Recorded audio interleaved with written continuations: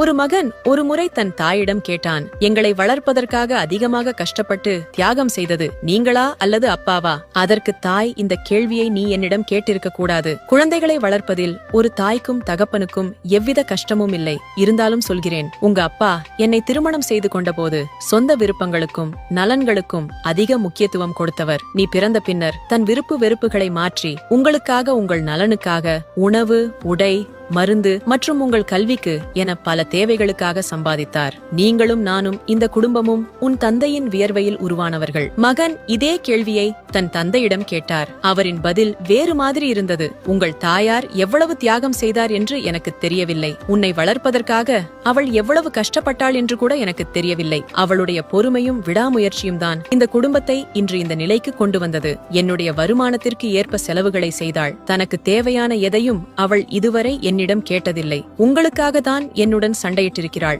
அவளது தியாகத்தை விட நான் ஒன்றும் பெரிதாக செய்யவில்லை என்றார். மகன் தனது சகோதரர்களிடம் சொன்னான், நம்மை விட இந்த உலகில் அதிர்ஷ்டசாலிகள் யாரும் இருக்க முடியாது. தந்தையின் தியாகத்தை புரிந்து கொள்ளும் தாயும், தாயின் தியாகத்தை புரிந்து கொள்ளும் தந்தையும் இருக்கும் ஒவ்வொரு குடும்பமும் சொர்க்கம்தான். பெற்றோர்கள் இருவர் அல்ல, ஒரு கிரீடத்தில் இருக்கும் 2 வைரக்கற்கள். அவர்களை நம்முடனேயே வைத்து அவர்களது ஆயுட்காலம் முழுவதும் காப்போம்.